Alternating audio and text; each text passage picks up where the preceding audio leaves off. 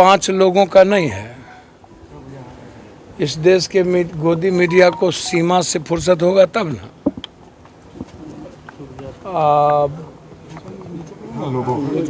और आम आदमी तो लगभग विचार मृतप्राय हो गई है। समाज जिस देश का मृतप्राय हो जाए, हो करने वाले के बारे में तो मैं कुछ कह नहीं सकता हूँ।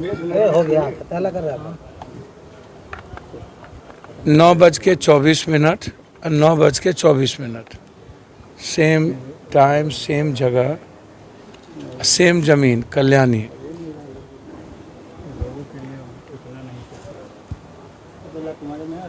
अब किनको ये कहाँ से गिरफ्तार करवाए है, जिनकी अप्रोच वकील साहब कह रहे हैं कि हमको इनको मना किए थे, और वकील साहब का बेडरूम,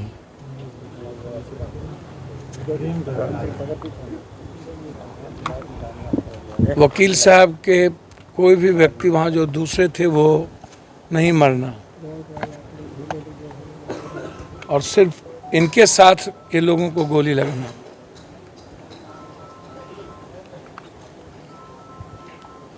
और 1 महीने में 4-4, 5-5 हत्या मुजफ्फरपुर में।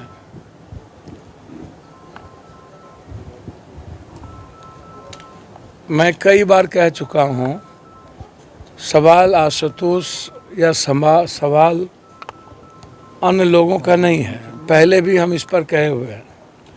भीष्म पितामह कौन है? फिर मैं बोलूँगा तो मिर्ची लगेगी बहुत लोगों को। और अपराधियों को संरक्षण कौन देता है? इस मुजफ्फरपुर का भीष्म पितामह कौन है? जिनको राजनीतिक संरक्षण से लेकर सारा संरक्षण प्राप्त हो, और सोसाइटी, आम आदमी सिर्फ अपराधियों को तवज्जो देता हो।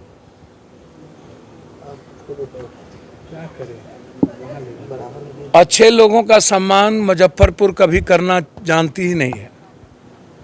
मैंने मुजफ्फरपुर के बारे में जितना इतिहास मुझको याद है, मुझको लगता है कि यहाँ पर अच्छे लोगों का सम्मान कभी नहीं होता है। या तो रसूखदार, पैसे, या तो माफिया। मुजफ्फरपुर का मतलब क्या है? मुजफ्फरपुर का मतलब है कंप्लीट रूप से माफियाओं का एक शहर, जिसके इर्द गिर्द सभी लोग चलते हैं। जमीन माफिया, नेपाल, बंगाल, इस इलाके से सारा शराब हो या जितनी चीज़ें को आप उठा के देखिए, सब या तो मुजफ्फरपुर या तो हाजीपुर। रूट यही है। डंप होगा पटना के पहले हाजीपुर, फिर मुजफ्फरपुर।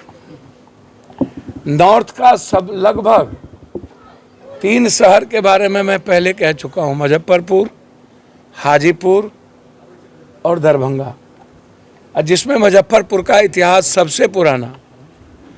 बड़े बड़े वर्चस्व की लड़ाई में लगभग लोग यहाँ मरे हैं। और इसमें वर्तमान में जो भूमिका है, जो भीष्म पितामह जो चारों तरफ उलझा के रखती है, उसकी भूमिका की भी जांच हम चाहते हैं, आवश्यक है। अब मैं यदि वो याद करूं, जो एक चर्चा होती थी कभी कि मंटू शर्मा को गिरफ्तार करवा के किसने लाया या कौन थे, यह भी कई एंगल चर्चा शुरू हो गई।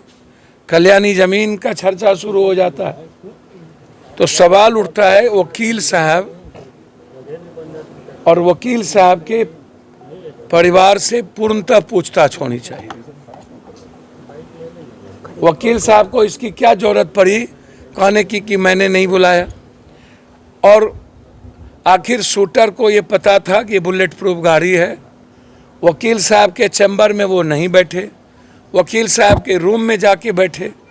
इसका मतलब है कि वकील साहब के चौहद्दी से लेके सब कुछ का उस शूटर को पता था। इसीलिए मैं इंक्वायरी में वकील साहब की जांच चाहता हूं। उसके बेडरूम में मरना, शूटर का बेडरूम तक पहुंचना, खाली आके गाली गलौज दे देना कि इस सरकार ने सब कुछ कोलैप्स हो गया।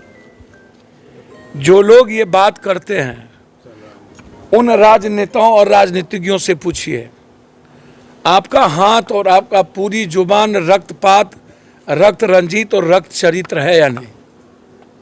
ये पॉलिटिशियन चाहे इस भाग का हो चाहे उस भाग का हो, सबके शब्द रक्त चरित्र भी हैं, रक्त रंजित भी हैं और रक्तपात भी है। और ऐसे समय में वो अपराधियों का नाम नहीं लेंगे।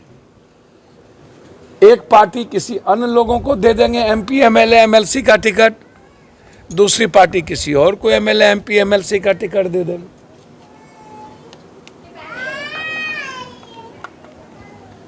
तो इसीलिए मैं बहुत क्लियर हूं, जो देश, जो समाज मणिपुर की घटना पर घर की महिलाएं, औरत जिस देश में ना निकल पाए, दुनिया में इससे बड़ी घटना कहीं घटी ही नहीं।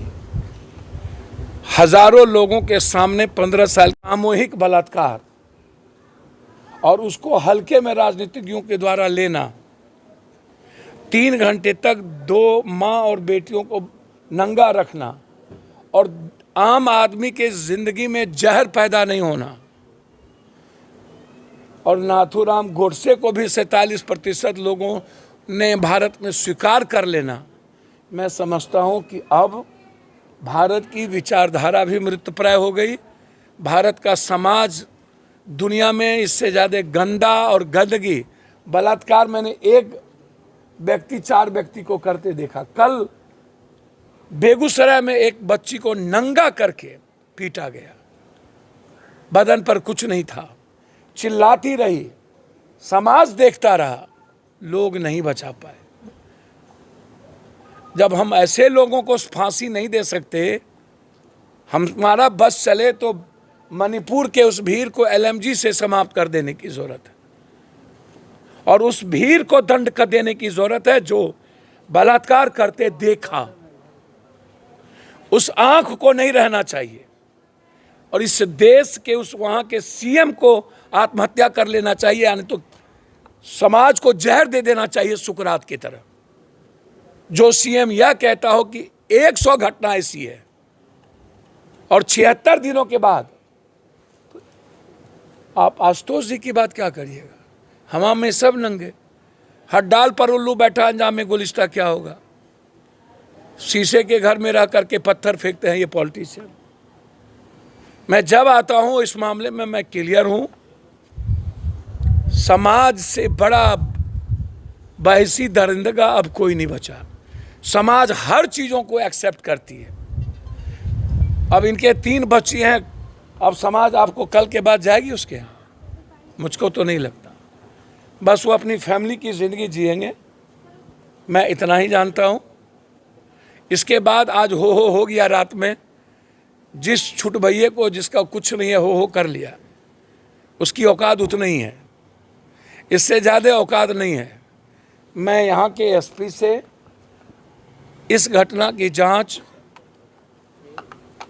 कंप्लीट रूप से वकील साहब से लेके मंटू शर्मा तक चाहूँगा, उसकी जांच हो और इस जिले की जो भीष्म पितामह है, जो इस जिले के हर शहर के ज़मीन पर जिसकी निगाह और पैसे का पूरा फिस्त है, इन सब की भी जांच भूमिका इसमें पूर्णतः हो।